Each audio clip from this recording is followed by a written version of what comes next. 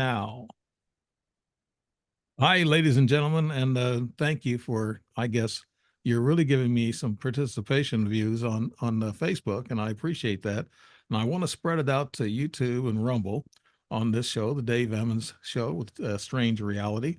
I'd like for everybody to see it on different platforms if they want to. I heart radio, Spotify, YouTube, Rumble, uh, LinkedIn, Twitter, and sometimes I'll throw something on Instagram or something as an ad or a promo. But Facebook, you guys have been fantastic for me and keeping me going.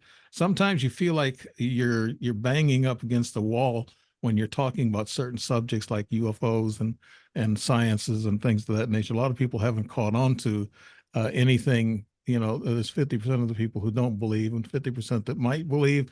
And there's about maybe 10% who have actually had experiences.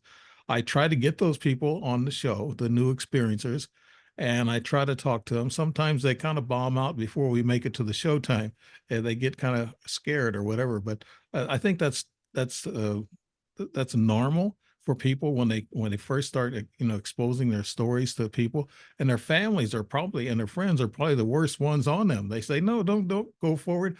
They're going to think you're crazy. But yeah, it's true. Brian nodding his head there. But yeah, but it's true. You know, people will put the pressure on you. But my whole family, they have seen UFOs. So we have a background in my family, and I have 8 brothers and 2 sisters. So we got a big family, and most of them have seen UFOs. As a matter of fact, I've been posting a picture from one of my brothers in Facebook let's say, week or two ago, and then yesterday I posted one, and a lot of people are arguing about that. They're saying, "Oh, that's swamp gas," and I said, "Not swamp gas, but I guess I almost said swamp gas my ass."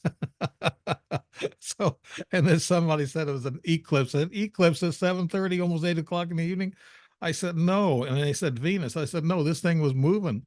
I said the Venus cannot move that quick. It goes with the rotation of the Earth, and so it moves kind of slow. I mean, we're going fast, but we move slow as far as the stars are concerned. So a lot of people, I guess they're trying to find not fault, but they're trying to look for truth, and that's good. I like that, being challenged. You ask questions. That's what Brian just told me, and I know you guys are going to know Brian as soon as I bring him in. He's on the other side of the video here, so I know you see him. But I've known him for some time, and I talked to him and chatted with him, and we talked about doing a show together. And he's always busy, but he's a very experienced guy. He's investigated a lot of things. He's got a lot of stuff going on, and I admire that. And he's really doing something good for us to enlighten us all, and that's what I like. That's why I write books and I do the podcast, because I want to enlighten people. I want people to know what's on the other side and what's going on. Well, Brian Tseng, my guest tonight, he's a co-organized the 2023 Montauk Adventure Tour to assemble survivors of the Montauk Project for the 80th anniversary of the related Philadelphia experiment. He co-hosts the Disclosure Now YouTube channel with Archive Raw, with the mission of forcing the worldwide disclosure exposure of secret space programs. And we talked about that earlier. And he's going to explain some things, I guess, for me too. I'm going to be listening, because this fight and this battle out there on Mars and stuff, I'm still trying to get a hold of that. And it's been something going wrong for a long time. And he has secret space programs, military abduction programs, my labs. I can talk about that. Super soldier projects and the like, as a first step to bringing about our collective Star Trek future. Brian was the executive producer for the 2024 Full Disclosure Now conference at St. Pete Beach in Florida this July of 2024, and is busy working with his executive team to produce next year's event at the same time and place, given the huge success of the first year's grand event. And he will talk to us about that. And Brian Tseng, welcome to the show, The Strange Reality.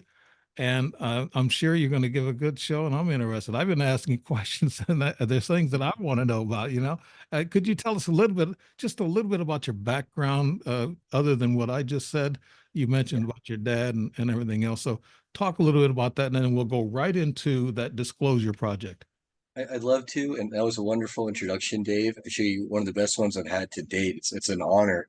Thank And so yeah, let me get right into it. My father, Jack Tseng, he started a company out of the basement of our immigrant family, working class home. I'm American born Chinese, first generation, 1975 baby, in Philadelphia.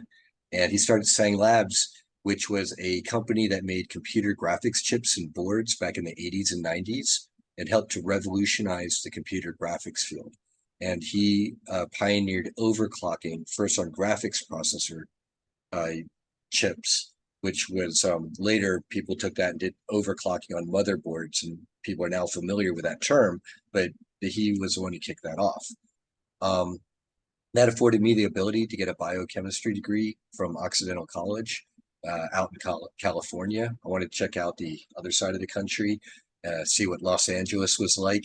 And it was wild getting there right before the Rodney King riot, or right after the Rodney King riots had happened.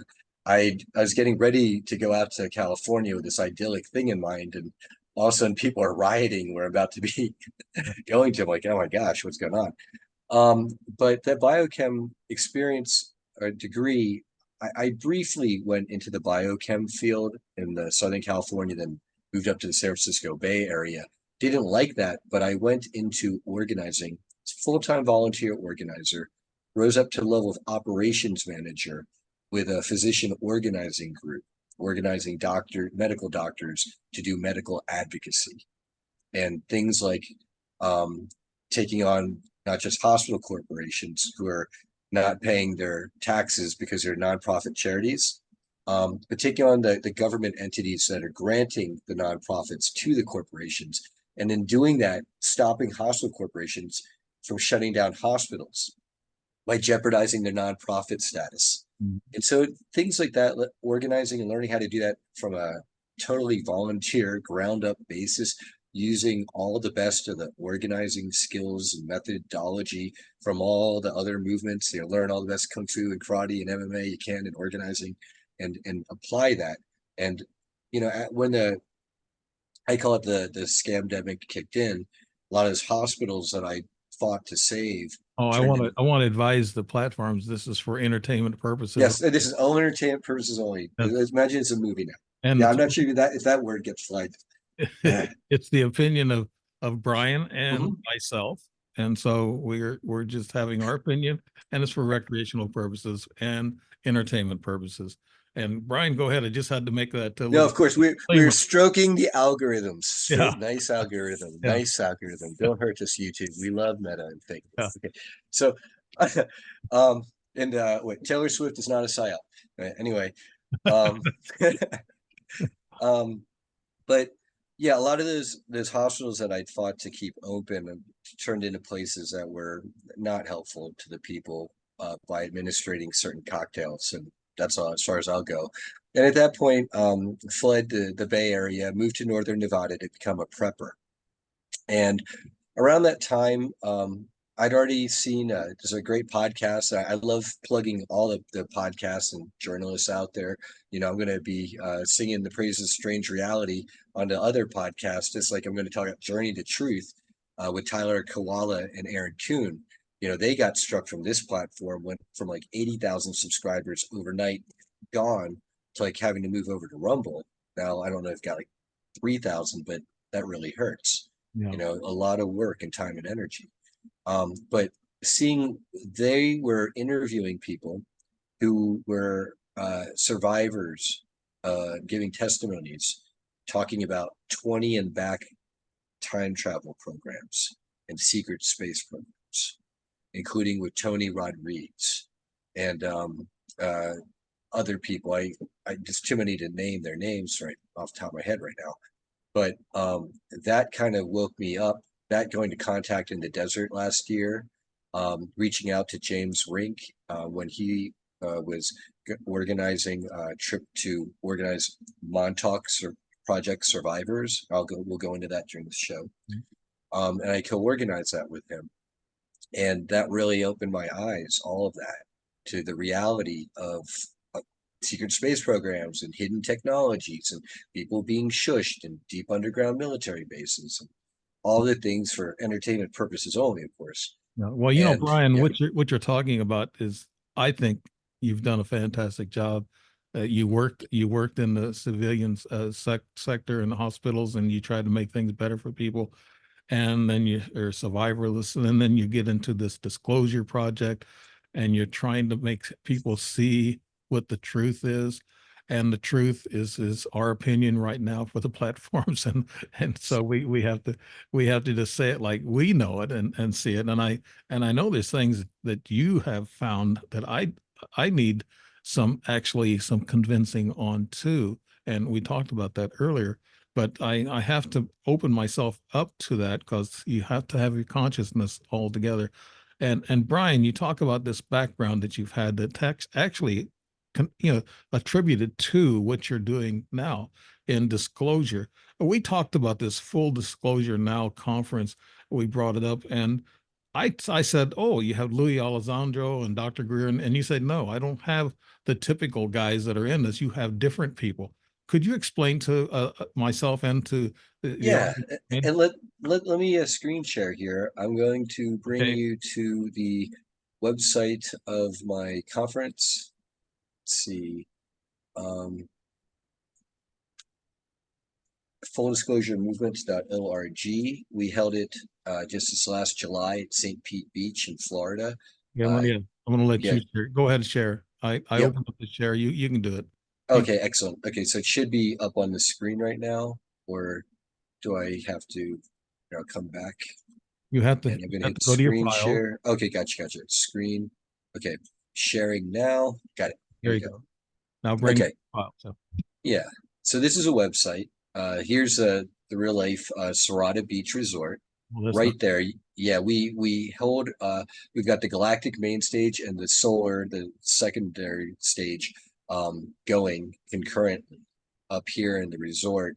And then we come down here to eat dinner at the Coconut Lounge, or Coconut Room, uh, in the evening, and then everyone comes out and hangs out here at night, on the patio, with Rum Runners Beach Bar and Restaurant, and then go out to the water, which is like right here. It's yeah. bath water, warm. I can swim at night in this water. Only time I got cold was coming out and I needed a towel. I'm like, oh, I'm shivery, but that's for me, that's wild. I'm thin skinned. So, but we had over 40 presenters. Yemi Janae of the Farsight Institute, Rion Duren of Team Light, Robert Khalil of Typical Skeptic Podcast, Matthew Mornian of RememberYourMission.com, Michelle Morrow. She's kind of newer on the scene and is up and coming. Was an amazing friend and volunteer. Assisted the event to go in her very first year. Here's Cheryl Arbogast and Paul Esch up on stage demonstrating Tesla coil, Tesla technology for medical healing. Along with other technologies that they combine. Julia Kamen did an amazing presentation. Laura Eisenhower, whose great grandfather was President Dwight Eisenhower, who warned, you know, beware the military industrial complex in his outgoing presidential speech. And she herself, they tried to induct her into these projects and tried to get her to go to Mars. Speaking of, we'll get to that later. Here's with a vending table of Marvel Bliss, with a bunch of the gals. Here's me with Ida Farhat, one of my co-producers for the event. Johnny Enoch was there, and he and I are working together to expose the realities behind the dirty, ugly secrets behind a certain new age streaming service, which shall go unnamed for this broadcast. And we got our tickets available for next year. Our Super Soldier early bird admission price for 4 days and nights, $420. The couples admission pass, that's two tickets, $20 off each, is $800. We'll have more passes coming online. We've got almost a full year, so we're not Brian, stressing anything. does include the room and everything? No, it does not. I wish. I It's not wish. not an open bar. No, no, Oh yeah, that's good open though. bar, everything you Yeah, need. yeah. No, no. You got 4 nights or 4 days there for $800. That's not bad. For two people. No, to attend that. Oh no, I mean, I could take you to the websites of other conferences. One, just a general admission for 3 days of conference is like $755 or something like that. and It's 700. It's above that. where's this located at? Our conference is St. Pete Beach, Florida. Okay. I've seen that building in a movie just here a while back. Just Huh. the last several days, I've seen that building. I think it was one of those shoot 'em up, bang bang type movies. And I saw that building. This is where they went after everything was over at the end of the show. The guy gets the woman and they get Mhm. rich, and then they go to this place. Okay. Yeah, and Go so ahead, go ahead, Brian. there's an interesting synchronicity because Oh, yeah, like so this is some of my headliners. I'm not going to go through all like 40 presenters, but I'm going to name some notable names. And the reason why I'm naming these out, Dave, so a lot of the people that I had here in my lineups, a lot of them, I'll give you an example. Sure, we got Carrie Cassidy and Miles Johnston, who Carrie for at least 10 years and Miles for like almost 20 has been reporting on the super soldier projects in the underground military bases. Miles Johnston with the Bases Project, Carrie Cassidy with Project Camelot. right. Okay. Then I've got the real life experiencers who have been on these craft, have piloted the craft, like Penny Bradley. And she talks about up in Nachtwaffen, that this is part of the German breakaway fleets. Okay. That's why it's Germanic name. Right. In some of them that they are given black goo to drink, and there's a whole history of black goo. Ryan, I heard Um, about Penny. She's not feeling too well or something. She's been backing off from a lot of, I guess, talks or um, no, well, I don't know how recent you've heard that. I mean, unless it's something really recent, because I've been in touch with her, and sharing the news of my newborn daughter and all that. I haven't heard anything. oh, Yeah, I congratulations. just thank you, sir. I know that her health in general, and this is part of the legacy, the negative, bad legacy of these programs, is how they affect the health of people like Penny Bradley, who she was abused and MK Ultra'd, okay, and then put through a lot of stuff, and dropped back here into the here and now, high and dry, suffering a lot of the effects of torture and abuse. Um, she literally, we, she got, has, it seems like her mother, when Penny Bradley was in the womb, may have gotten certain injections of, even back then they had this technology. What we know today is CRISPR technology, where they can selectively insert genetic sequences into where they want in your genome, pretty Right. much. Mhm. And in doing that, they in her case inserted Draco reptilian DNA. Okay, there's a reason for that. I'll go into that. Yeah, Um, Brian, do we all have some sort of ET or we reptilian? we well, so we all have a reptilian part of our DNA, that reptilian part of our brain, which is hardwired us to make for fight or flight, and that's reptilian DNA. Okay, that's But the brain but stuff. yeah, that's in the brain. But above and beyond that, Penny got even more reptilian DNA added to her genetic makeup, and it looks like they did it to one enhance her psionic powers, which psychic powers are very, very highly valued in all these programs across the board. Okay, for many obvious reasons, and if not, we'll go more into that. And then also, and especially on Journey to Truth, many people I've seen them testify to this, and I've asked people, these survivors, about this. If you're a normal human being, like 99% of us, and you're in a room like within 15, 20 feet of a Draco reptilian being, and these guys can get like 8 to 12 plus feet high, you will die if you're there for too long, because they literally give off so much negative psionic energy, it will fry you out and shut you down and kill you. What about And Brian, what about the reptilians who actually go through shapeshifting and become humanoid? I saw one time, a yes, very so attractive young lady, and she had snake okay, eyes. right. So the reptilians I'm talking about are more like full Draco reptilians, Mhm. like that you're going to see more like out in space and out and about these programs. and think, when I went to audience, like, what's Brian the Solar Bee talking about? Like, they're so dangerous that they can literally kill you just if you're in the same room proximity with them. I like to use example of, think of, like, imagine you're in a hot tub with an electric eel, Yeah. or a tank with an electric eel. I mean, not a hot tub, but, and the electric eel is mad. Okay, how well do you think you're going to do in that small enclosed body of water with that electric eel, Mhm. right? So, yes. So there, to answer your question, Dave, or to get to the point of your own experience right there, right? You're one of the many people now have come forth publicly to say, I have seen a reptilian shapeshifter, Yeah, I've right? actually seen a reptilian holographic form about 5'7", 5'8" in my bedroom. When I got up to go to the bathroom, I turned around, I saw this thing. It was in holographic form because it stayed there 6, 7 seconds and then it was gone. It looked like a cobra in the face and it scared me. So yeah, I've seen a couple of those reptilian shapeshifters or holograms. I heard that they show up holographically because they know they scare us, from their appearance. Mm. Right. And then, so then, if I may, let's delve into your experience there, because it showed up in your bedroom. It means it's got a connection to you some way, somehow, good, bad, or ugly.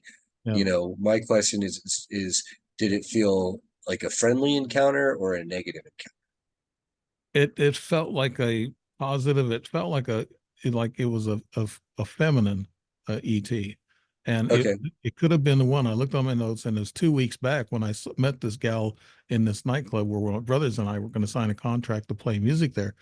And she come up to me and danced. She's about 24, 25, and she motioned for me to come to her. And I have two brothers that are younger and better looking. And she come towards me because I've been implanted. I've had experiences, so I'm charged, I guess. And she knew who I was. And I was afraid of her. I mean, I was single at that time and I could have approached her, but I didn't because I was scared. She had some form of energy that scared me off. And 2 weeks later, I saw the holographic thing. And well, when I really realized what she was, a week or so later, when I get the contract, she sitting at the stool, she turned to me, and when she just turned a little bit, but her eyes rolled more over to me, and then she had a green slit in her eyes, and she didn't say nothing. She was quiet, and I was frozen, Brian. I was scared because I knew the energy was there, and I So knew. I've got a couple things for you there, Dave. One is, if you'd like to possibly make contact with that being telepathically, um, my one good friend and presenter, I'm sorry, so I'm screen share here. We got Christopher Jacobs of thelifting.net, thelifting.net. They also have galacticinterstellarcouncil.com. Book a session with him. He can psychically tune in, quite possibly, to that being. Hmm. I've seen he's able to do that because all these beings at a certain level are telepathic. And Mhm. then my other bit of input for you, and Christopher and Joanna um, talk about this quite a lot, is it's called the Angel's Unaware Rule. Okay. So that lady, if you, let's say you knew deep down that there's something different about her, likely she's ET somehow, right? Mhm. If you want her to stick around, you're not allowed to say anything. You're not allowed to say anything that gives away or indicates that she's anything but a hot redhead in a bar. Oh, yeah. Okay. The minute you say, hey, you're not from around here, wink, wink. A lot of times by certain rules, she has to leave. Hmm. Yeah, I also heard if you stand in behind them, and if you say you're an ET in your mind, telepathically send it to them, they'll turn around and look at you. And if they do, then they are an ET. Of course. And Those- and then they'll leave. Generally, then they'll leave. yeah. Now I knew Misha Johnson. I know her Oh, from good. uh, Yes. So yeah, Misha Johnson, she herself is an experiencer. right. I think more on the positive side, but she even has some super soldier negativity stuff happen to her too. I believe. Oh, I don't give away too much, but I'll tell you that she is doing a wonderful job holding experiencer groups no, and workshops for like she does. years and years. And she also does CE5 night vision, Skywatch tours, and she's been doing wonderful work. She just got done a cruise. Um, uh, uh, Contacted at Sea, I think is what it was called. It- So she with my was present, fun. yeah, She was on Art Bell's show some years ago, and she was warned the next day not to be talking about military and ET stuff. Oh yeah, yeah, and so But this I is for want to. entertainment purposes only. Right. Yeah. And this is where I want to give I really want to give props up to all the folks that have been in this for so much longer. I'm I'm a newcomer to the game because I was kind of in more the medical organizing field. Mhm. And so I have the luxury, I feel, of coming here, joining in at a time when it's a lot less dangerous. There's a lot more of us coming out, Right. and there's a lot more pressure on the other side as they're getting a lot more broke and out of cards to pull out of their sleeve, and their tricks are looking more and more paltry, and we all are seeing more and more that the emperor has no clothes. Yeah, there you go. Now, this disclosure conference, what are some of the things that you took away, Brian, as being an investor? You are knowledgeable of this topic. What were some of the not well, I mean, you had so many people there and you had guest speakers. What was some of the takeaway that you had, Brian, that was really exciting that you could talk about from that conference? Number one is that a lot of the people in our community that you would have thought, or I would have thought, knew each other, would have been best buds. No, like they either like maybe they know each other, but like the amount of time that they've actually gotten to get together and face to face, not in as nearly as many circumstances as I would have thought. And seeing the wonder on everybody's faces as they were meeting and hanging out and trading their experiences. And I was talking about how we've got the people who've been reporting on this, we've got people who've been experiencing this, we got people who were the remote viewing, blind remote viewing these people's experiences and corroborating them, just like the Farsight Institute with Yemi Genet and team did with Tony Rodriguez in his testimonial book, Series Colony Cavalier, Mm-hmm. which I first started out on Journey to Truth. Yeah, Brian, we talked about you didn't have the typical talking heads at this convention. You had like people that we all need to know about, but they're not as seen as a lot of these talking heads on TV. So that's what makes this conference different. You didn't have Dr. Greer and Louis Alessandro and the rest of them there. You had these other people who are all as probably just as knowledgeable as these people, but They're way more knowledgeable. They're yeah. way more knowledgeable, and I think that Lou Elizondo, I like to think, and he's got his new book out, would admit that the actual survivors and people who've been in part of these programs, that they'd be more knowledgeable than he on ETs and UFOs. My whole issue with that in general, I'm not picking on Lou or Dr. Greer, but I see a previous generation, the ones that make it on TV, they're more in that forever. Are UFOs real? Are they ETs? Oh, let's call them non-human intelligences. Let's change the name to UAPs and aerial phenomenon.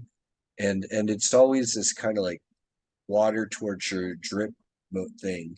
Right. And then you may even get, when they asked Dr. Greer, and I got to say, I love a lot of the information that Dr. Greer has released, and I love a lot of his interviews and testimonials. But then I really hate that, personally, I find it distasteful that at the end of the interview or press conference that David Grush did at the Pentagon, they asked Dr. Greer, who was right there with him, Dr. Greer, what do you think, about the ETs? He said, well, I think, there are no bad ETs. We're the bad ETs. And it's kind of like, I feel like that, I totally 100% disagree with that line. I don't know where it came from. Mhm. And I just wonder at that. And I feel that that's kind of like a confusion thing. Yeah. And I that's my I have, only I have a conclusion. problem. I have a lot, I have a little bit of problem with most of the talking heads. They're not experiencers and they take other people's experiences and put them in books and put them in, conventions or whatever and move on the same way. They cherry pick the stories and the people they want to believe and trust. And certain people, they just, they just turn their backs on at, some experiencers. I Right. don't know. I can tell you why. Go ahead. I can already tell you why. All right. There's two reasons in general. The first being the ideological reason that a lot of the folks that we're talking about here, their experiences with ETs and UFOs and contact, a lot of it transcends third density matrix reality that they can grok. Mm-hmm. And to them, it's too wild to think that Mario Maharez or Sean Bond or Audrey Walters has been abducted by rogue elements in our governments wasting our taxpayer dollars in underground military bases and off-planet bases to then fly around in these craft. They automatically write off testimonies that are beyond the pale for them. And so to them, they feel like they're doing perhaps ufology a favor by keeping out the people who are in their minds Star Wars and Star Trek fantasists. Mm-hmm. Okay. And I've run into that. I've literally run into people where at Contact in the Desert, I'm eating lunch with Linda Moulton Howe at the restaurant there on the side across from the pool at that resort. You know, she tends to hang out there for lunches and dinners, and it's like a favorite spot. And I'd eaten dinner with her there too during Contact in the Desert last year and this year. And I'm talking about this exactly what we're talking about right here, Dave, with secret space programs and black goo and off-planet colonies and bases. And literally, the executive producer of this certain new age streaming service is eye rolling me while I'm trying to give my best information to Linda Moulton Howe, backed by all these people you see before you. Right. And I'm getting eye rolled, and it made me ill. Yeah, it makes you want to stop talking. I've been at meetings before and I've talked about the ET experiences, and you'll see half the people will be looking at you with interest, and then the other half will be rolling their eyes and looking down at the pages of their book. It doesn't fit their narrative. Yeah. And I'm going to give you another big example. When I talk about that third density, fourth density, fifth density, there are a lot of people, they can accept that ETs, okay, they fly around in their ships, maybe they're interdimensional beings. But once you start talking about the spiritual factor and angelics and demons, combined with positive and negatively oriented and neutral and everything in between ETs, right? They're because they see that spiritual aspect turns them off. Other people, they're kind of they're more on the religious side of things, and they see all this phenomenon, every bit of the phenomenon. They're all demons, Right. right? You know, and that line cracks me up. You know, so Like there's that. there's been a lot of research, and some of the big researchers, beginning Dr. David Jacobs, I always talk about him, but he said that they walk amongst us. Now, people like you said, they see these orbs and they see flying saucers and they hear about them. Now, that's okay. They believe that, but they don't believe that they're here with us, right here on this earth, and they're underground and they're also walking amongst us. So let's start out with you got these Wahalo stones. Here, I'll stop sharing my screen. Okay. From Mexico, and I've seen them in Honduras from people with a Honduran national cave exploration team. So it's similar artifacts, but they were made out of different materials, a lot like turquoise even and stuff, I believe. And these are carbon dated to like 8,000 to 12,000 plus years old. Wow. Okay. And they're depicting the same ET beings people are reporting today, right? And all the time in artwork over the ages. And it's kind of like people are remote viewing this stuff. People are channeling this. They're astral projecting. They're seeing this stuff in their dreams. You know, and I make a joke after a while. It's the old fogey ufology crowd where it's like a UFO could bonk, land on their head, you know, or crash into their car one day, and then the next day they're going to say, "Oh man, Brian, what was that you put in my drinks last night? And you know, did you get us in a car crash? I'm really sore, but all I know is like, man, you rigged it up to make it look like that a UFO came by. Man, what was that? What did you do? Yeah. You know, like anything but like." Yeah. Maybe like it actually was an extraterrestrial craft that came down and crashed, and you Yeah. witnessed that. Yeah, a lot of these experiences are dreamlike. I've had some that are very I've had some lucid dreams, and it's actually was real, and that's what a scientist, I've had several scientists tell me lucid dreams are real because they're a replay of what actually happened. So I know some of the lucid dreams that are very real because I was able to look at these beings and actually try to talk to them, but I knew it was telepathic. I've seen the hair on their arms. They kind of show me their arms because they are telling me they're humanoid in nature, just like we are. Hmm. Hmm. There's a lot of humanoid ETs out there, and they're here on Earth, and they're actually some bad ones. I guess they're leading the way to all this chaos. I'm not quite sure. That's for entertainment purposes only, Brian. So I'm looking for I've got books on this on like Craig Campobasso did the ET species almanac. right, yeah, I Um, saw that. Yeah, yeah, and I have producer credits on his documentary feature length film that will be, I don't know the details of when how exactly it's going to be released. He's working on it, but he did a special screening at Contact in the Desert earlier this year, and it was amazing. I had him on my show here a few months ago. Great, great. Yeah, Craig's a friend. I love him. And uh but what was I going with? What were we talking about We before were that? talking about the aliens and Oh these yeah, Among Us, talking Among about Us. this. Yeah, Yeah, so speaking of, I mean, Craig Campobasso was a friend of Dr. Frank Strange, who was a contactee of Valiant Thor, who Strange at the Pentagon is about, and Craig Campobasso wants to do a full-length feature film about that. For those who don't know, Valiant Thor, he is like, I forget the ET species that he's comprised of. It's like might be Palladian and something else that Venusian, had a colony. Well, they had a yeah, colony on Venus. yeah. So he was born on Venus, so you could say he's a Venusian, Mhm. but from the species of Yeah. ET that he is, that's like a Palladian and something else, I Was believe. he a humanoid? Asgardian. He's like, yeah, human. He's like a human Asgard. That's what he looks like, but Right, he can shapeshift. right. And so what I'm told is that I think it's Christopher Jacobs is saying this. Doctor Who is based on him because it's the combination of Doctor Frank Strange and then Val Thor, who can shapeshift his what his face looks like to people, Mhm. and so that's what Doctor Who is based on. Yeah, and And then yeah, the story he was trying to talk the president and leaders of the world to try to quit the nuclear weapons and destructing of the planet. and this is where Laura Eisenhower's great grandfather Dwight Eisenhower comes in, and Laura is doing great work to clarify the record on her great grandfather's legacy as president, because the Greada Treaty of 1954, which was a bad deal for humanity, because instead of signing a deal with Val Thor and the Galactic Federation types, the humanity under our dark Illuminati derp state Luzerfarian cabal signed with the Zeta Greys, who are actually a proxy for the Alpha Draco reptilians.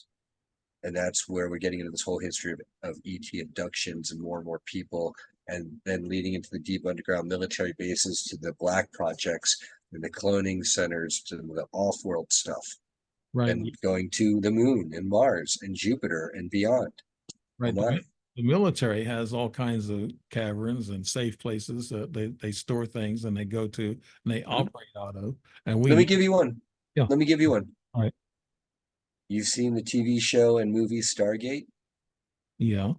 By all accounts, I'm told that that facility looks very much like what it actually looks like. Like that Stargate, there's a real Stargate at the bottom of Mount Cheyenne Mountain Military Complex. I would believe that. Yes, And it looks like that, the ring with a rotating bezel. right. And I heard that's why they went to Iraq because they found a Stargate, there, and the yes, sir, military wanted. among other Yeah, things. Yes, absolutely. yeah. They wanted control of that Stargate to have control of beings coming in or out of it, or them being able to go in and out. It wasn't chemical weapons; it was Stargate because they didn't have Right, chemical weapons. Yeah, right. Well, and all those things. Well, right. They use the chemical weapons to then justify the Stargate and stealing the oil and stealing X and Y and Z.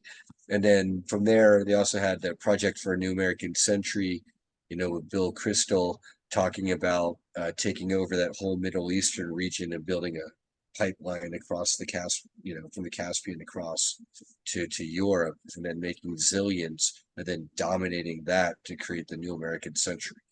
Entertainment purposes only. So I've got to put that disclaimer in there. Every once in a while, get on something that's hot. Now, after this, any other takeaways, Brian, from this convention that you had that you? Oh, I've got more. I've got a lot more. Yeah. Yes. Go ahead. Because you're just back to what you're asking. Like we're talking about number one, how not so many people really knew each other up until then, and how great it was to see them coming together.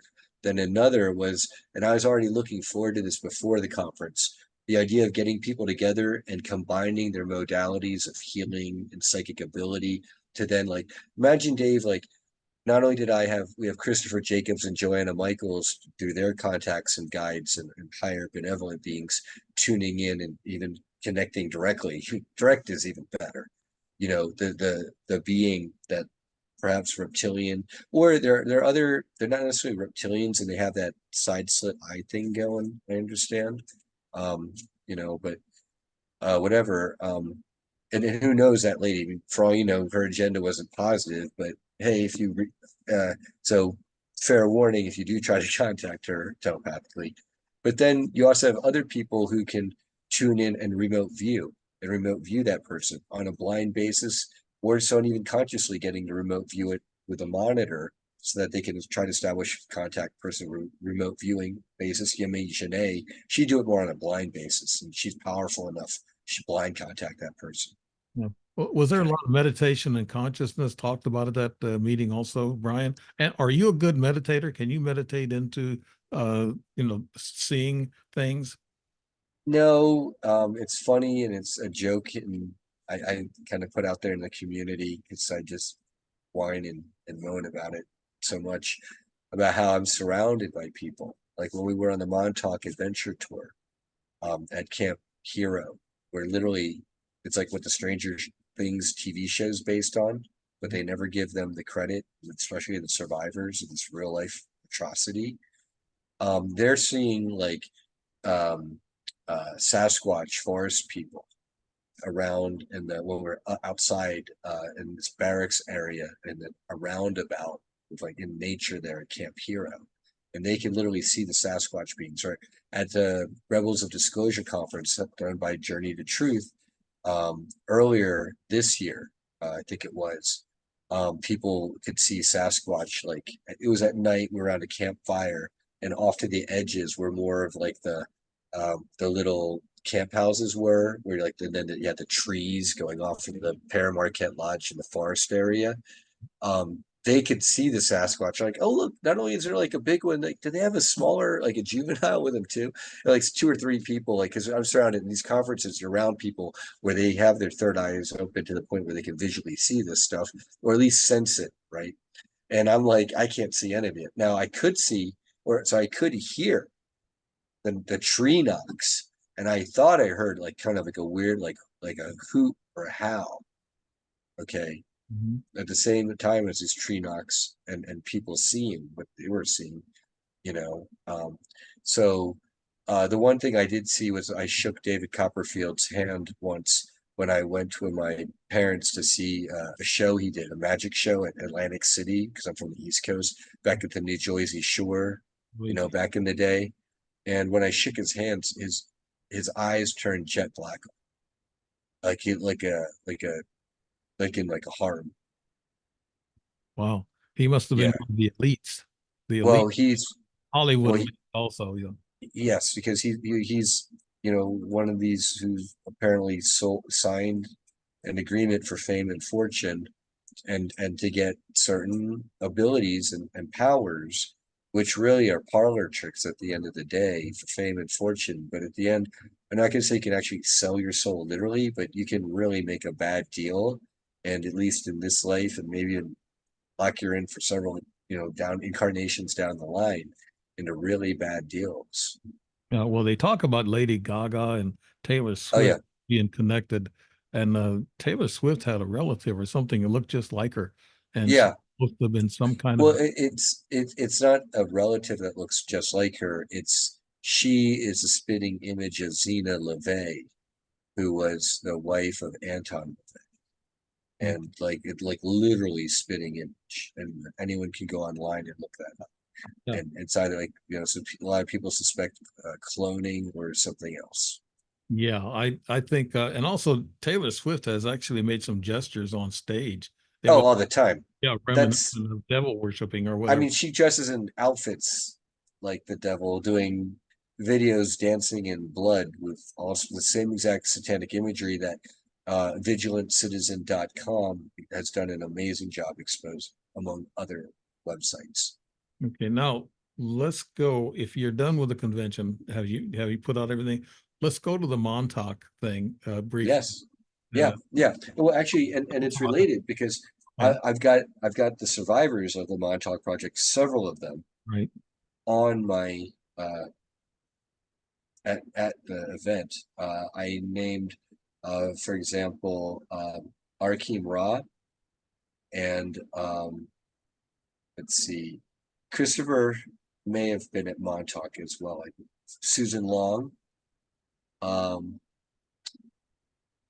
I know that Mario, Sean, and Audrey were part of these programs, but I don't know if they were specifically at Camp Hero in Montauk. The Montauk Project itself, even though most of it was at Camp Hero, later it moved and expanded to other places like the Presidio under San Francisco Mhm. and also under New Orleans. Okay, and a lot of these people and Alondra Markman was at Camp Hero. Um, Nate Gray was in the program, so were Alyssa and Anthony, but I'm not sure if they were at the Montauk Project specifically. Carl Dory, I believe, was at Montauk Project. Drago Reed was in the programs, but I'm not sure if specifically at Montauk. Now, do they carry any extraordinary energies or powers with them with being through this training and everything at Montauk? So yes and no. Yeah, Yes, to the extent that many of them probably have a lot of alters, which have the abilities keyed to that alter. Okay. So for all, and there's a lot of disclosure out there, and I'm sure your audience knows this, in the Marvel movies and all these other popular films and comic books and stuff. So you've seen Winter Soldier, right? right. So imagine like the guy, he's like the normal dude, Bucky, Captain America's friend, having a beer. And then someone starts whispering the activation codes and a special plays a certain frequency or tone in his ear. So while saying Soldat, Ruskaya, Smirnov, Red 5, and then all of a sudden, like he goes like, an altar, and then that altar can like jump 20 feet and like psionically, read someone's mind or even cause their heart to stop. Yeah. Now that person that you're having the beer with, they no way could they do that. But you say 5 words in the right sequence and play a tone and shine a light, whatever it is, tap them in a certain way. They have all sorts of activation sequences, it turns out. Yeah, trigger factors. Brian, could you explain? I know a lot of people want to know more about Montauk. They hear a lot about, Yes. and since Oh, this is for yes. entertainment purposes only, let's talk about. Let's start the beginning. What happens when Okay. a person goes to Montauk as a little child, as a baby? What are the sequences, and what do they do to them physically and mentally, Brian? Okay. So what it is they um, after World War II, and you had the Philadelphia experiment, and they realized they could use Tesla coil technology on the USS Eldridge destroyer ship Mm. to warp the ship and objects and people. Although they did a really bad job of it, the sailors suffered on that one through time and space. They realized there's something in that technology, and they wanted to catch up to the bad Germans during World War II, Right. right? Who had New Schwabenland in their base in Antarctica, and they were already expanding out into space to other planets, including to our moon and to Mars and other places beyond. Okay, um, they they said, okay, Philadelphia experiment, this technology works. They moved it to Brookhaven National Labs right there on Long Island, New York, in the center of Long Island, New York, and later moved it to a then abandoned after World War II Army base, Camp Hero. which has like an above ground section, which is now like a park service area where you can walk around. It's beautiful, but there's also a lot of it fenced off. There's a Sage radar tower there. I'll pull it up on our screen as well. And they, what do you call it? Have an underground section. Mhm. And so what they would do is they were experimenting with this Tesla technology and other technologies, including something known as the Montauk trip chair. This was a recovered pilot's chair, piloting craft chair from one of these UFO craft. And I believe it was one of the Roswell craft. Mhm. And the deal is that the ETs do not pilot the UFOs with like a stick and rudder, okay, or a yoke. You know, they've got a they telepathically link with a ship and fly it that way. And the chair was their way of doing that. And so the really just nasty Operation Paperclip type scientists over underneath Camp Hero, which and there's reasons why they're at Camp Hero at Montauk. It's a very spiritual, beautiful, and also has geological features to it underground there and just surrounding it. It's in the middle, it's at the very end of an island. So if anything negative or bad goes wrong, you know, that was a very then sleepy fishing village, Montauk, at that time in the 1960s and 70s, Right. maybe even before. Yeah. And so that what they would do is they would target children who were maybe from military families, Illuminati cabal bloodline families, people who they were targeted in public schools and joined up into some things known as talented and gifted programs. Was one of the tag programs. What were And the requirements for them for their selections? Did this child have to be super intelligent and a high IQ to begin with, or did they have to have certain physical characteristics or DNA before they're selected, Brian? so if it's like things like DNA and stuff, that means that they'd already pre-selected the person because they had access to their medical records and their blood, which that's a pretty easy thing for all these programs and the governments to do. Yeah, So today. that on one hand they'll know, hey, young Dave is in third grade at this school. Make sure that our local regional recruiter gets young Dave into the talented and gifted program. And so they got you in ahead. They knew ahead of time they're targeting. Well, they should Others, take care of me, Brian, because I was poor when I was young. well, just because they target you doesn't mean you're not going to be poor. I mean, a lot of people are targeted, and most people are targeted, are beat down and kept poor. Yeah.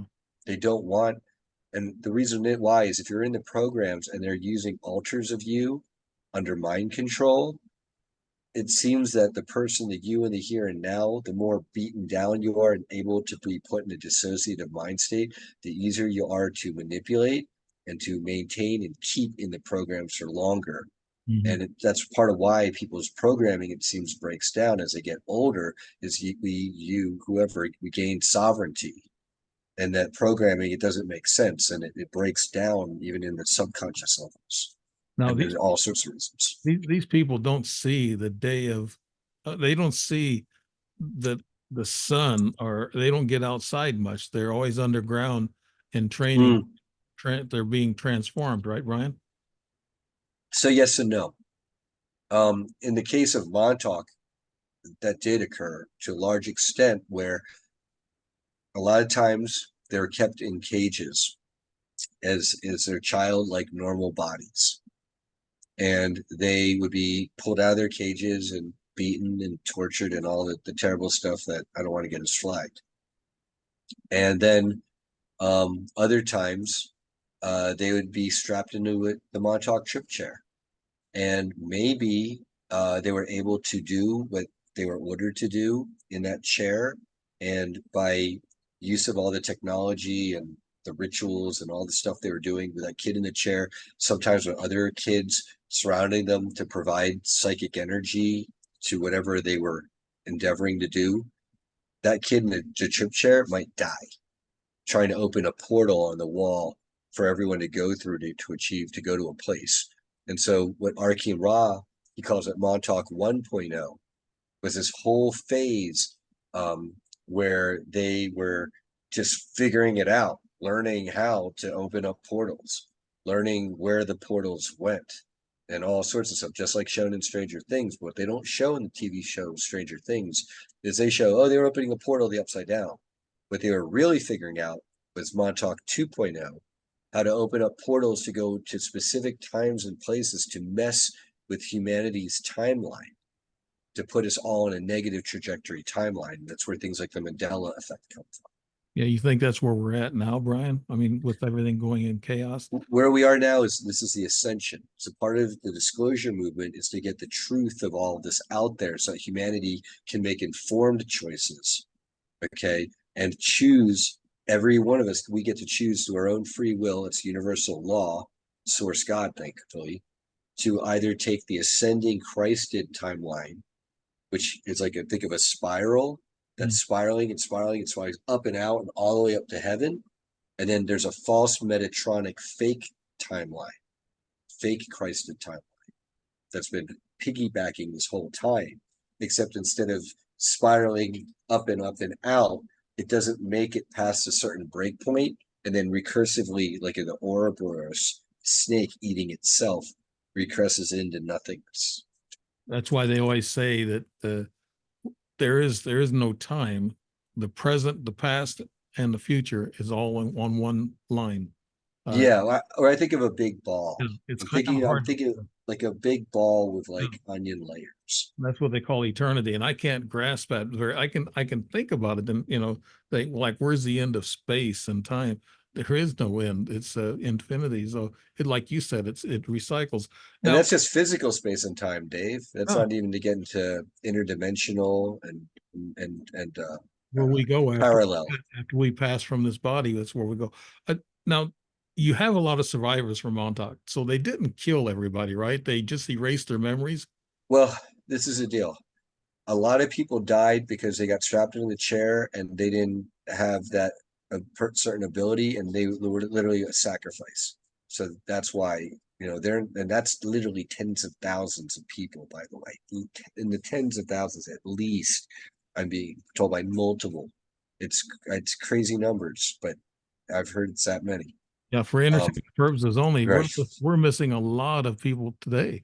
I Oh, a mean, lot. A yeah, million people a year in this country at least probably disappear. right. At least. I know it sounds like a lot number, but we got like 340 million if you counted everyone in the nooks and crannies, I'd estimate. But depopulation's taking a toll.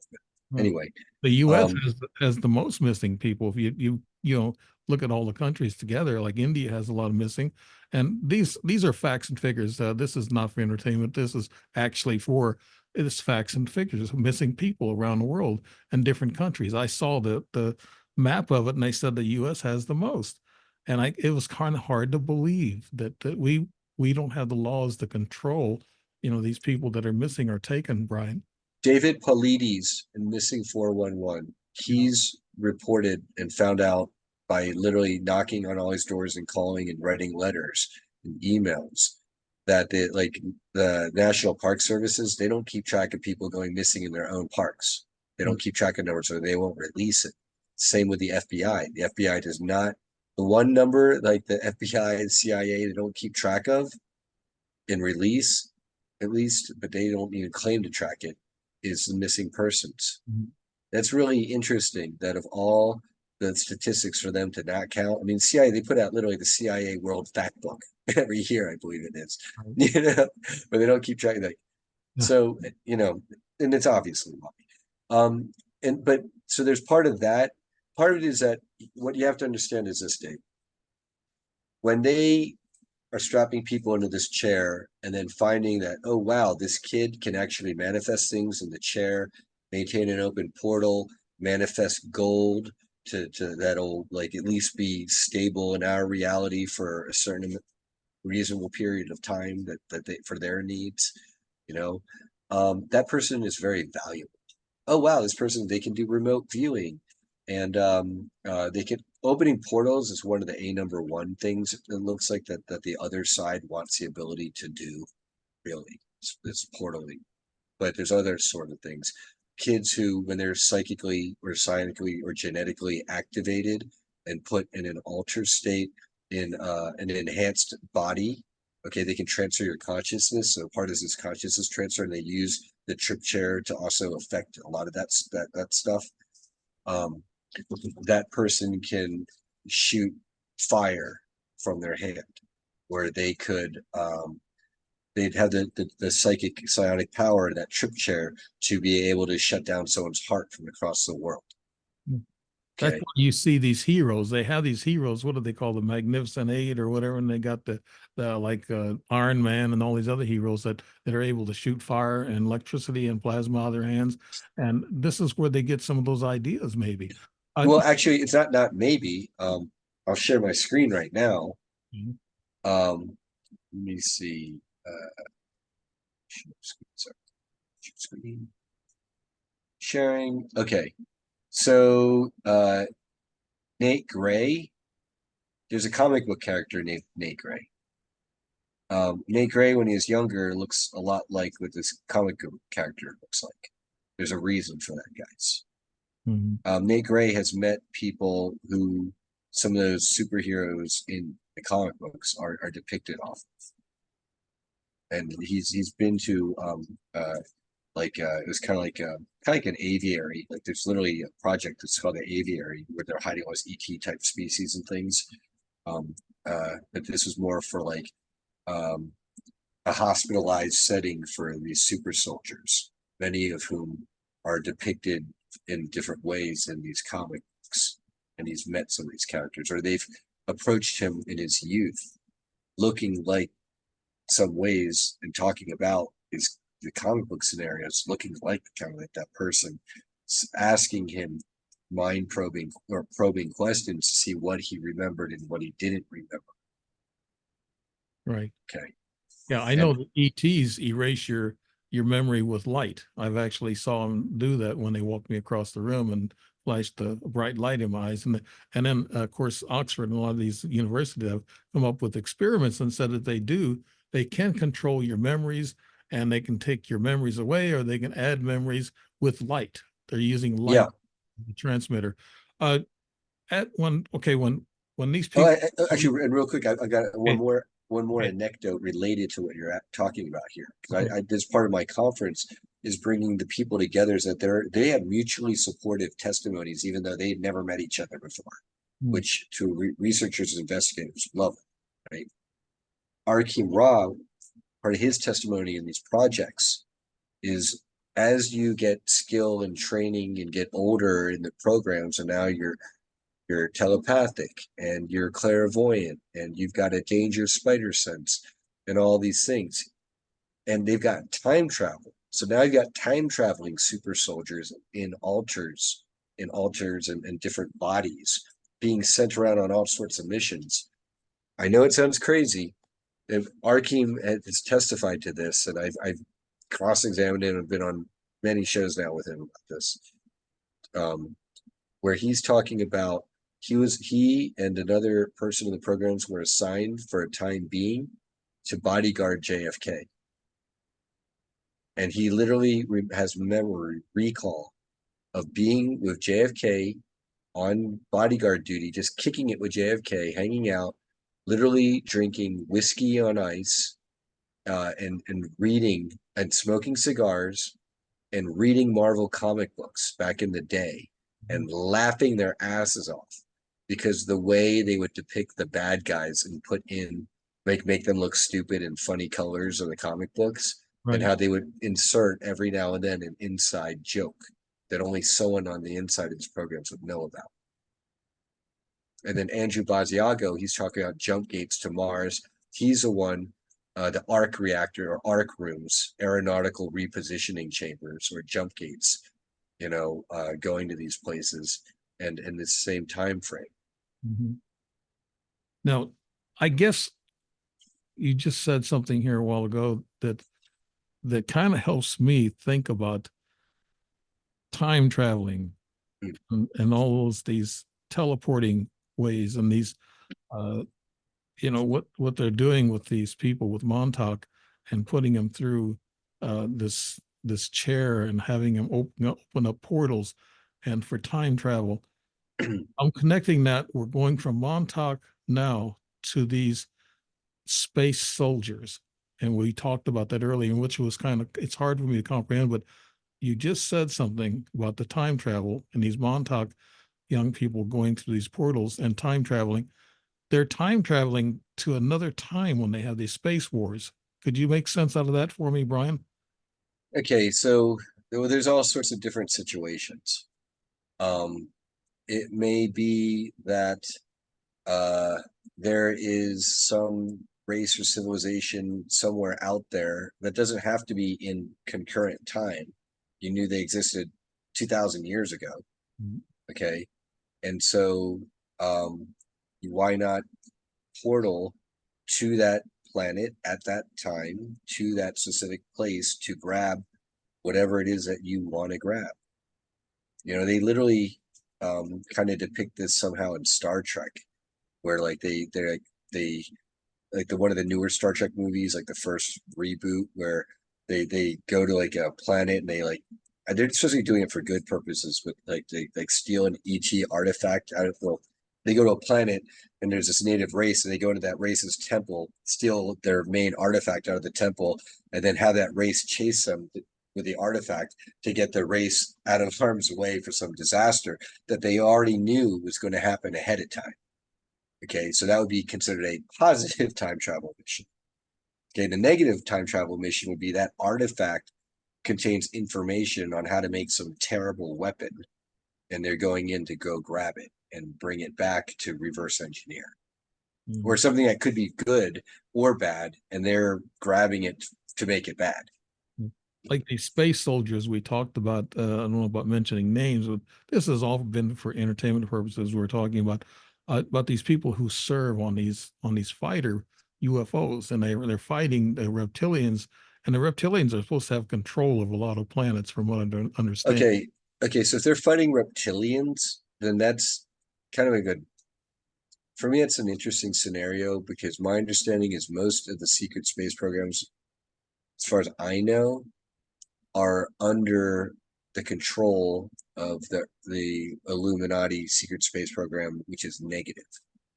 Okay, they're negatively oriented because they're tied under the Draco and influence for the most part, and the tall gray or the negative gray and the Draco reptilian influence.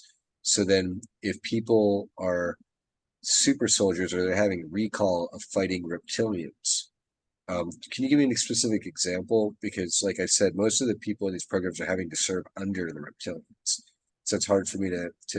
I don't know of anyone going into programs who get to fight against reptilians. I heard there was a couple of people who talked about that, and that No, one, no, actually, no, no. I know what it is. I know what it is. yeah, but They're not fighting against Draco reptilians. It might have been people like Rebecca Rose who were having to fight to fly craft over the surface of Mars to literally bomb the crap out of native wildlife, including raptor-like beings. There's that.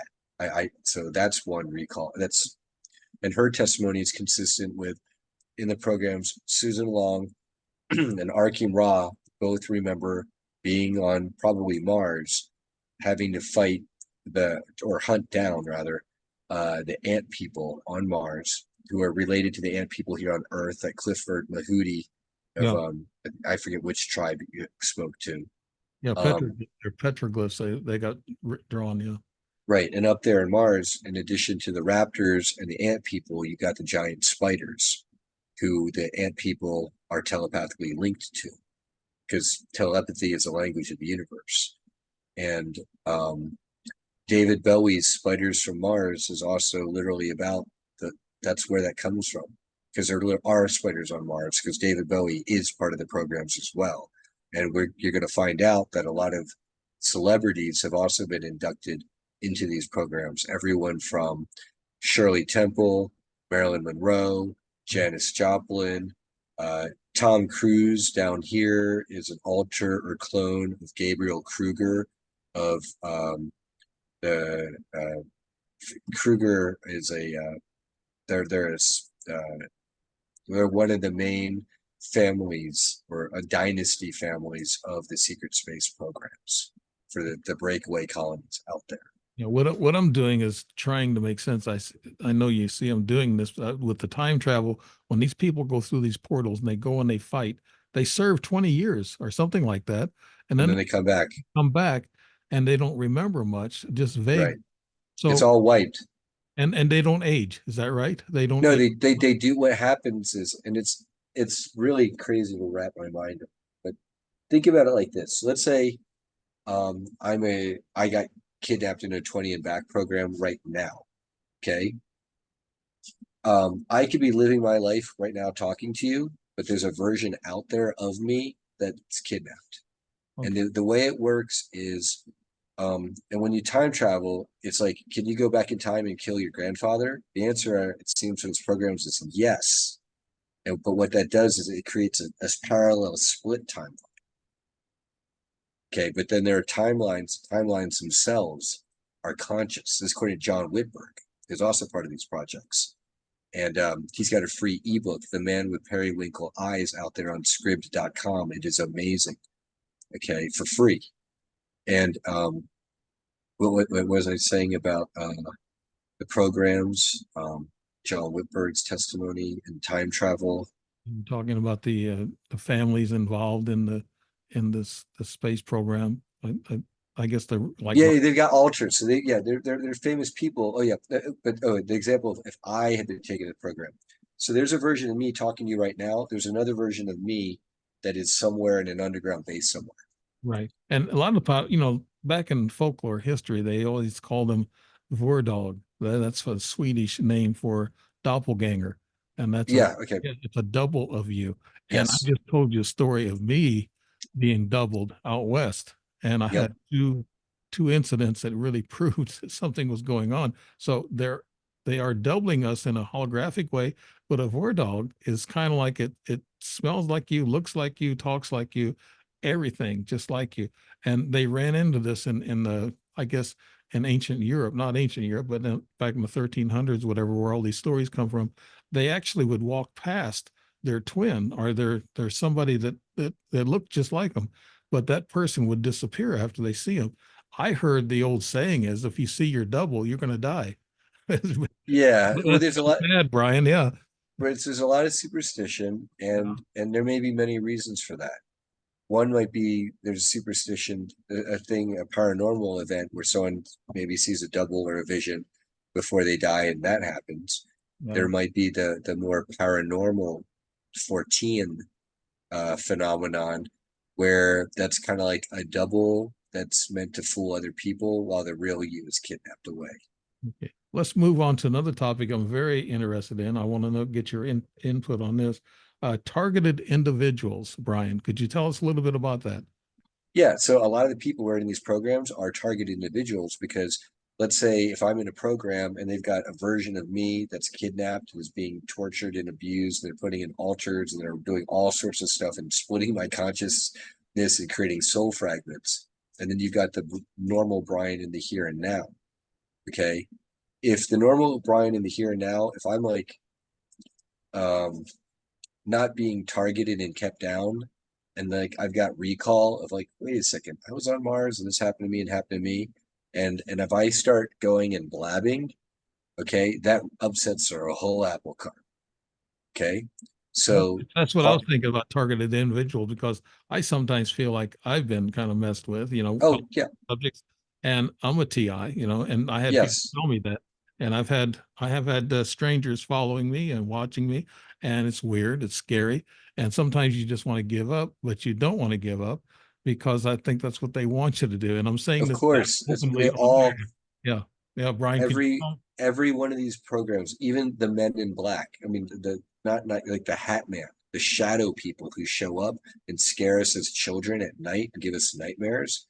That seems to be a targeted program to attack the star seeds and light workers and get us to consciously or unconsciously shut down our abilities in our third eye and prevent us from manifesting higher timelines. That's what I suppose it is. It's my analysis. Now, And the same thing goes with these military programs. They'll do the same thing where they'll use voice to skull technology and all sorts of stuff to keep you in a lower vibration, more vulnerable state which ultimately suits their purposes. Right. Yeah. I'm getting the hang of this service. 20 years. I'm getting the hang of it because I knew there had to be something I was missing, and I didn't put together the time travel bit. And I think that's what it's all That's about. why it's called 20 back, 20 years and back. Yeah. They kidnap you for 20 years, use you and abuse you in your consciousness, and putting you in all sorts of whatever body they want to use you and abuse you. And Okay. at the end of it, they can time travel back 20 years, age regress you, whatever, consciousness regress you. I myself get confused about how that exact part works. The return, that's the most confusing part to me. But they all testified to it. What it's like, Tony Rodriguez, Arki Raw, other people being like going to bed one night as an 8-year-old and then waking up and then being a totally different person, a sexual person, having recall of what it's like to have sexual intercourse with adults and you're an 8-year-old, just one day the next you go to your school or wherever is your grade school as an 8-year-old, you don't know where anything is, you don't know what's one's your locker, you know, and you feel like something's off, but you don't know what it is, and you look exactly the same, you can't remember anything, you feel off. And then now for a lot of those people, it was like the next 20 to 30 years of their life over having weird traumatic recalls and memories and experiences happen to the point that now they're starting to recall it and put it together, talk to each other, see other people's testimonies. It's jogging their own, go get their own QHHT, quantum hypnosis technique, therapy, and go from there. Remote viewing, having people remote view their experiences on a blind remote basis Mhm. and corroborate their testimonies. What That's where about it's all coming together. What about the traditional or the routine ET abductee or contactee that talks to other people, and they get information and they put it out there, and they become a TI just So because. that's a separate track. Yeah, that's a separate TI track. So that's so they're the TIs who are in the programs and they're used and abused and they're targeted for that basis. Mhm. Then there are the individuals where they weren't necessarily on the other side's radar to be exploited, but there's the positive ET craft are coming to check in on their person. And then the military, they have technology through their secret space program because they can detect gamma bursts and all sorts of things. They can detect these craft entering our atmosphere, hovering over a house. They can track on certain plasma trails in all sorts of ways. And then they know, oh, hey, what do you know? These Palladian beings showed up at Dave's place like 5 times over the last 3 years, Like, what are we going to do about that? And now, they're following you. They're sending a girlfriend your way, maybe wants to buy you drinks and talk to you. All sorts of stuff can go from there depending on what they want to do. Do they want to recruit you? Do they want to suppress you? Do they just want to find out more and stay back and keep Right. monitoring you? Or Because if they do they hold on a want second, hybrid offspring?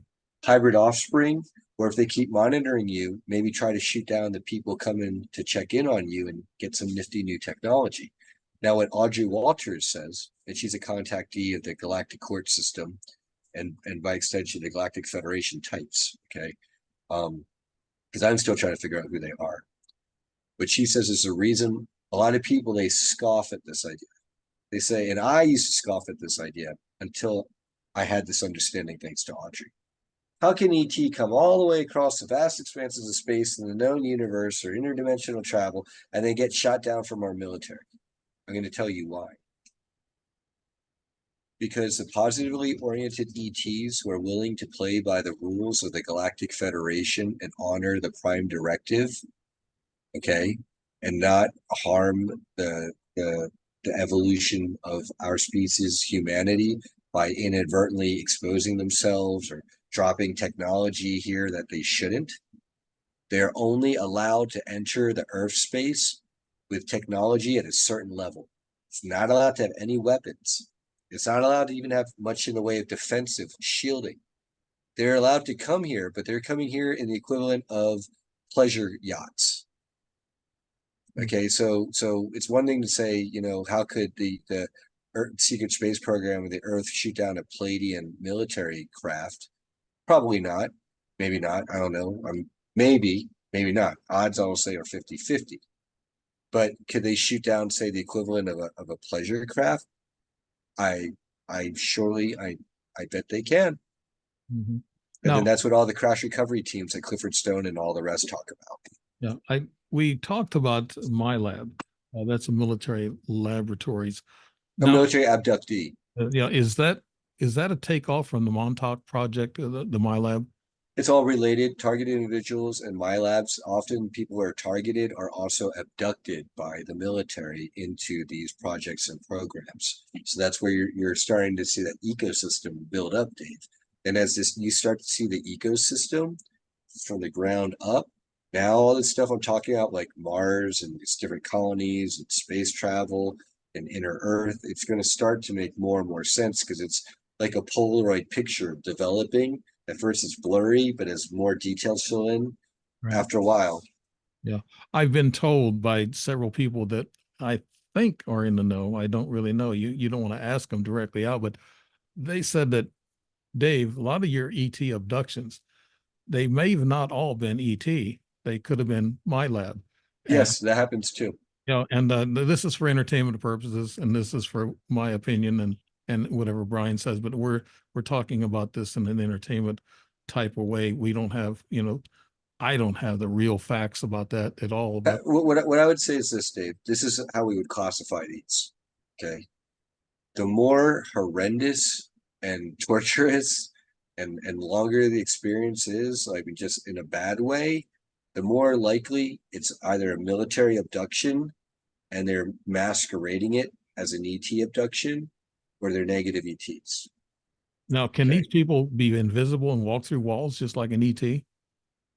Well, So what do you mean these people? Which people? my lab, they back engineered the ET technology. Okay, so sometimes people who are my labs, when they kidnap you, they can open portals, certain programs and groups, depending on the level of tech they have access to. The ones with the higher tech ones, they can literally open a portal into your room, step through, grab you, pull you through.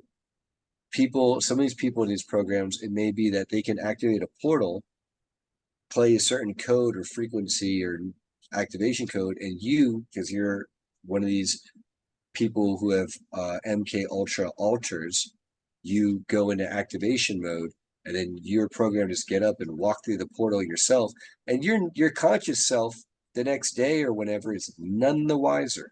Mhm. That's how insidious this is.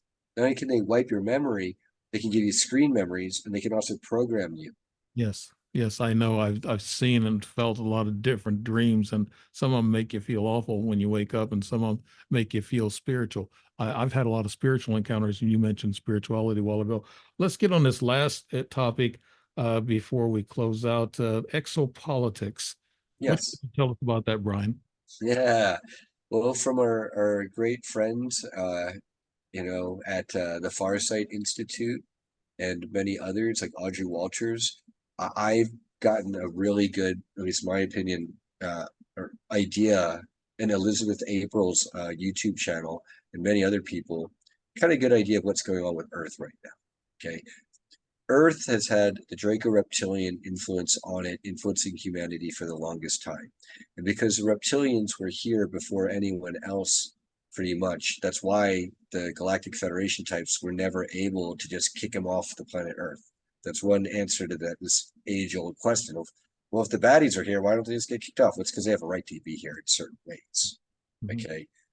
The positive benevolent ETs who channeled the material for Star Trek and the Prime Directive back in the good old Berkeley days to Gene Roddenberry to create Star Trek and all this, that's where that came from, telepathic channeling and communication to help awaken humanity to this other more galactic federation Starfleet concept of positivity, to wake up humanity to the positivity possibilities of what we can actually join should we reach a level of spiritual and societal and then technological, they don't care, spiritual advancement to the point where they can reveal themselves and interact, and then we could work with them to overthrow the yoke of the Dracos. And right now, they're still waiting in the wings, waiting for all the stuff happening here on Earth to hit more of a boiling point with the Illuminati cabal and the reptilians losing their grip slowly but surely, to the point where a lot of these the wars, instead of it being the Iraq war, we think it's over weapons of mass destruction. We're finding out, wait, this is happening over a Stargate, Yeah. right? And then the positive ETs that affords them the ability to come more and more out into the open to more and more people, because they're already approaching many people out here, Right. right? I mean, but more and more in a more overtly open fashion without violating the prime directive and making disclosure catastrophic, so they say. Well, I keep saying they come and mess with me all my life since I was 13. How come they haven't given me a bunch of gold or money or rewarded me? Because I can tell you why they're not allowed to. Yeah. That is cheating. It violates the rules of the game. This game has been in play for millions of years, and we're very near the very, very, very end. Do you think they're going to jeopardize the outcome of the game to make your life or my life that much more cozy if it's going to violate or jeopardize in any way the mission? Well, they must give, I guess, the scientists and our military these top secret information for for weapons and But technology. that's because those are not generally the benevolent, not generally. Sometimes the benevolent galactics may perhaps gift, perhaps if they think it's going to help humanity. But in general, all that weaponization, anything that's like dark and negatively serves the self agenda, that yeah, it came from ETs, but there's like the negative ETs are already in league with the ETs that are exploiting us. So that's Draco or negative gray Underground. technology. Okay. We're approaching the end of the show, Brian. Can you imagine that? An hour and a half goes by real quick. And this is interesting topics, and that's for entertainment purposes only. We want to say that, so we don't want people to think that we're writing this down in stone or whatever, or we're putting in a petroglyph at all about what we've said. Yeah, and I don't ever want to say that. I don't ever want to say, hey, take this as gospel. Please research this for yourself. Take what resonates. You got any questions, comments, reach out to me. Right. Okay. Tell us a little bit about how we can get a hold of you and how we can see you in the future, Brian. Yeah. And thank you, Dave. There, of course, is my conference website, fulldisclosuremovement.org. I also have a podcast I share with Arkeem Ra called Disclosure Now, and it's on YouTube. And do you see my screen right here? Right there it is. Okay. Yep, Disclosure Now. Okay. And then I'm also on the Agent X11 podcast on Rumble with Penny Shepard and David Zublik. They were part of the Dark Outpost channel platform, where that was their platform until it suddenly just got shut down. It did. It did. Dark Outpost, after years of awesome, amazing content, What got about shut down. Penny? That's Agent X11. Penny is still doing her podcast, isn't she? Yes, this is what she did. Is she now has, instead of Dark Outpost, because that's Kapui right now, she's got Agent X11, which is this right here, the Agent X11 podcast now. We just did a great show with Matthew Mornian earlier today. And also Awake Nation. Those are her two main shows right now. Okay. Yeah, Penny's a nice gal. I know her. I've had her on my show a couple of times, and she's a Montauk survivor. Yes. And she's told me some real good stories, and yeah, she's been on. And it all links up with everything, everyone else that we've been talking about tonight. Yeah. So I know a lot of people, So yeah, it's a small world. We have an amazing community. Yeah. I'm so proud. I'm to be part of this community. It's amazing. I love it. And I'm glad I had you on the show, Brian. And thank you, Dave. A great job, good presenter. And I knew you would be, because you're experienced in this stuff, and you get around and you investigate. You put a lot of boots on the ground about with your conventions and everything. And I really appreciate it. Appreciate you doing the show. Brian Tseng, my guest tonight on the Dave Emmons Strange Reality Show. I want to thank everybody and have a good night, and think about everything we talked about on this. But like I said, it's for entertainment purposes, so as we don't get in trouble with the facts and the fiction of all this stuff.